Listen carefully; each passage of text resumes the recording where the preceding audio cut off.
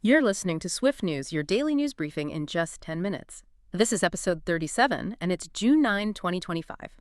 Let's get into today's stories. Welcome to this deep dive. In a world just throwing information at us constantly, our goal here is really to cut through all that noise, find those crucial nuggets, and explore why they actually matter to you. Exactly. Today, we're looking at a snapshot of global events from June 9th, 2025. It covers, well, pretty much everything from high-level diplomacy right down to local innovations. And our mission isn't just to list what happened. We want to highlight the key things across politics, the economy, tech, even culture, and human stories, and really try to understand the connections, the trends, the so what for you. Connecting the dots, essentially. Connecting the dots you might otherwise miss. Yeah. Okay, let's start big picture then, the global stage. We saw India's Prime Minister Modi back from the BRICS Summit. Now, the readout mentioned digital trade, climate action partnerships. Sounds, kind of standard. What's the deeper signal? Well, that focus is interesting. Digital trade, that's core to India's economic growth push, right? Linking their domestic digital scene to global markets. And pairing that with climate action within BRICS, that's strategic. It positions India not just economically, but as a leader on a critical global issue within that specific bloc, maybe opening doors for green tech, different kinds of finance. So navigating those international groups to fit their own goals, but also tackling global stuff. Exactly. And you see national priorities reflected elsewhere, too, like Brazil moving forward with a new indigenous rights bill, more protections, funding, addressing those specific domestic and, environmental concerns. And meanwhile, security. Urgent talks at the UN Security Council. Israel-Lebanon border clashes again. Why the urgency this time? Yeah, the urgency comes from the real risk of it blowing up fast. The border's just so volatile. Even small things can spiral. And that threatens stability way beyond just Israel and Lebanon. Right, it's a flashpoint. The a serious one. So the UN's role, the Security Council, it's vital. Diplomatic pressure, mediation, peacekeepers. Trying to prevent that spark from becoming a wildfire. Constant effort behind the scenes. And speaking of different pressures, you had France and Germany working on this initiative to streamline asylum processes, bolster border security across the EU. Different region, but again, tackling major challenges. Okay, and shifting to the global economy. Maybe the biggest news was just the U.S. and China setting a date for high-level trade talks in Geneva, resolving tariffs, strengthening ties. That feels important for, well, everyone. Absolutely. Any sign of dialogue there is significant. These are the two biggest economies. Their trade relationship impacts, well, everything. Global markets, supply chains, investor mood. Just setting a date sends a signal. It signals a willingness, maybe, to work through things. And progress, even small steps, can ease that uncertainty that hangs over businesses worldwide. It shows that direct link between politics and the economy. And we saw that link play out today, right? Global stocks edged higher, specifically because investors felt a bit better about those U.S.-China talks possibly moving forward. Classic example. Markets hate uncertainty. A signal that the two big players might resolve trade tensions. That reduces perceived risk. Makes markets look a bit more attractive. Investors watch diplomacy very, very closely. Okay, let's zoom in on a specific economy. India. Inflation fell to a 15-month low. Good news, obviously. But what does that signal more broadly? Yeah, that's a strong sign of stability. For people in India, it means their money goes further, boosts confidence, maybe more spending.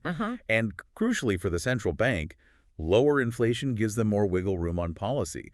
It sparks some optimism about, potential interest rate cuts down the line. Which could boost borrowing, investment. Exactly. Stimulate more activity.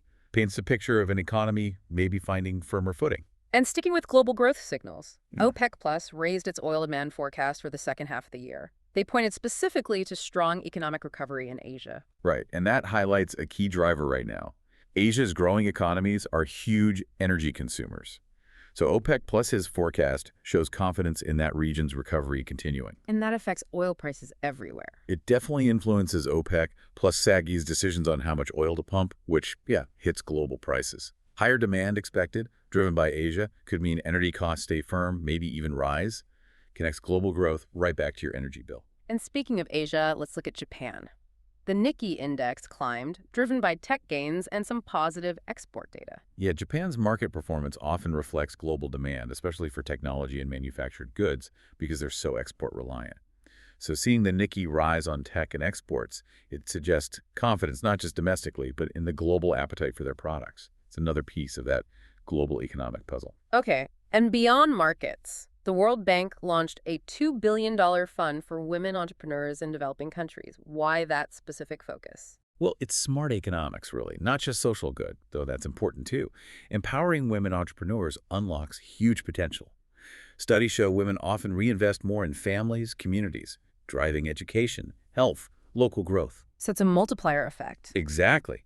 That $2 billion fund recognizes this massive untapped potential and aims to provide the resources to, well, turn that potential into real economic activity, Yeah. building growth from the ground up. That idea of ground-up impact, it connects nicely to tech innovation. Google's Atlas Connect initiative in Southeast Asia, expanding affordable internet to millions in rural areas. What does that actually do for people there? Oh, it's huge. Bridging that digital divide. It's not just about YouTube, it's access to online education, farmers getting market prices, telemedicine, maybe finding online work, starting digital businesses. So real livelihood changes. Potentially transformative. Initiatives like Atlas Connect are crucial, so the benefits of the digital age aren't just stuck in cities. It's about inclusion, access. And speaking of access and tech reach, Apple announced new MacBooks. The angle was 100% recycled aluminum, AI-optimized processors. Is this eco-friendly tech push becoming standard? It's definitely a major trend. Consumers and investors are pushing for it. Using recycled materials like aluminum addresses supply chain sustainability, and the AI-optimized processors, that's about efficiency, better performance with less power draw. So sustainability on two fronts, materials and energy use? Right. It's becoming a core part of product design and marketing for major tech companies. Meanwhile, India's space program, ISRO, successfully tested its solar observation satellite, another milestone for them. It absolutely is. A solar observation satellite gives crucial data on the sun's activity flares, eruptions, things that affect space weather. And space weather can impact us here. Definitely. Satellites, power grids, communications. So this test positions India as a key player in global solar research, helping everyone monitor our star, shows their expanding capabilities. And collaboration is key too. Tesla partnering with Indian universities, an EV research hub in Bengaluru focused on next-gen batteries. Yeah, that's a big deal. Battery tech is probably the critical area for EVs' range, cost, charging speed, lifespan. It all hinges on the battery. So investing there is investing in the future of EVs. Totally. For Tesla, it taps into India's engineering talent and its growing market. For India, it builds domestic R&D muscle in a super important field. Win-win, potentially. But all this tech, it comes with risks. Cybersecurity folks are warning about more deepfake scams targeting financial institutions. Why are deepfakes so dangerous in finance? Because they hit at the core of trust and identity verification. Deepfakes can make incredibly convincing fake audio or video. Imagine your CEO's voice asking for a wire transfer or a client's face on a video call. Wow, yeah, hard to spot. Extremely. They bypass methods that rely on just recognizing someone. It's a massive threat for fraud, theft, forcing banks to race ahead with much more sophisticated AI-proof ways to check who's who. It's a tech arms race, really. Scary stuff. Okay, let's shift gears a bit. Away from the tech and politics, what about culture, sports, human stories? These often give a different feel for the global mood. They really do. They show shared experiences, community spirit, sometimes resilience in ways big headlines don't capture. Absolutely. Like in music, Taylor Swift's Reputation, Taylor's version, became the fastest-selling album of the year, breaking streaming records globally. Phenomenal reach. It shows the power of that fan connection and how artists can strategically navigate the digital music world, even with re-recordings. And K-pop's still expanding. Blackpink's Lisa announced a big international solo tour. Yeah, another sign of K-pop's massive global footprint, solo success translating into worldwide tours. It shows how embedded it's become in mainstream global culture. And looking back, a different cultural moment, the 50th anniversary of Jaws, special screenings. Why do films like that stick around for so long? Classics like Jaws become cultural touchstones, don't they? They define genres, influence filmmakers, maybe tap into something universal. Primal fear, man versus nature. There's nostalgia, sure, but also just great storytelling that new audiences discover. They prove some cultural things have real staying power. And speaking of shared experiences, global gatherings. The Jaipur Literature Festival saw record crowds, big names, and Berlin's Pride Parade drew hundreds of thousands. These events are so important. A literature festival brings diverse voices together, celebrates ideas. Pride is this huge, visible affirmation of identity, diversity, rights. building community and advocating for equality. Spaces for connection and expression. Vital spaces, yeah. Okay, on to sports. Always gets people talking.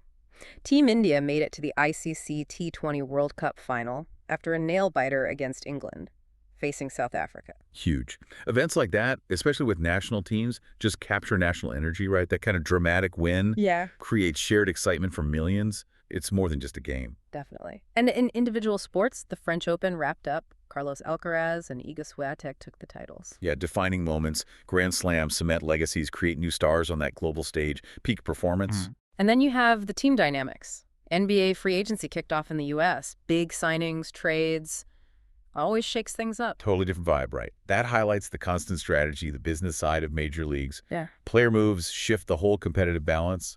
Big fan interest there. And it wasn't just cricket for India. The women's hockey team had a winning streak, beating the Netherlands. Great to see success across different sports. Shows depth and growing strength. Plus, the buildup. Paris 2024 Olympics prep intensifying, athletes arriving for training. You start to feel it approaching. Yeah, that anticipation for a huge global event like the Olympics really starts to build in the months before. Yeah. The world turning its attention. Now, maybe the most compelling things were these individual human stories. Not headlines, but showing real impact. Like the Delhi teenager winning an award for a water-saving device. Right. Canadian firefighters honored for heroism. A Brazilian nurse running a health project in remote Amazon villages. Right. Germany promoting green roofs in cities. A Kenyan teacher getting solar power into 100 rural classrooms. These are fantastic. They show real solutions, real impact, driven by people on the ground. The teens device tackles water scarcity. The nurse, healthcare access, green roofs, urban sustainability. The teacher, education and energy access. So innovation isn't just happening in labs or big companies? Not at all. It's happening everywhere. These stories show ingenuity, service, resilience, people finding ways to improve lives right where they are, often under the radar, but incredibly important. That connects right back to the environment and science focus. We had International Clean Air Day, leaders pledging emission cuts, green tech investment. Pledges are good, needed. But then you see this stark reality, like that new study on accelerating glacier melt in the Himalayas, threatening water for millions in South Asia. That sounds incredibly serious. It is. The Himalayas are like a water tower for a huge part of the world. Rapid melting isn't just about less water long-term, it's immediate flood risks, too. It makes climate action not just environmental, but about basic human security for hundreds of millions. A critical region. And while we grapple with that, humanity's still looking outwards. NASA's Artemis III lunar lander passed its final safety review, keeping things on track for that 2026 moon mission target. Yeah, that's a big engineering step. Right. Passing safety reviews is crucial for complex space missions. It shows the program's moving forward, hitting milestones for returning humans to the moon. That drive to explore continues. And back on Earth, tackling problems directly. India's nationwide campaign to eliminate single-use plastics by 2027. That's a major policy move. Plastic pollution is a global crisis. A national campaign with a deadline forces big changes in manufacturing, packaging, consumer habits, tackling a specific, huge environmental problem head-on. And linking back to those human solutions, Kenyan scientists developing a drought-resistant maize variety. Hugely important for food security, especially with climate change making weather so unpredictable. Crops that can handle drought are a lifeline for farmers, for communities. Real practical adaptation. Exactly. Building resilience against a changing climate. It's really something, seeing how it all fits.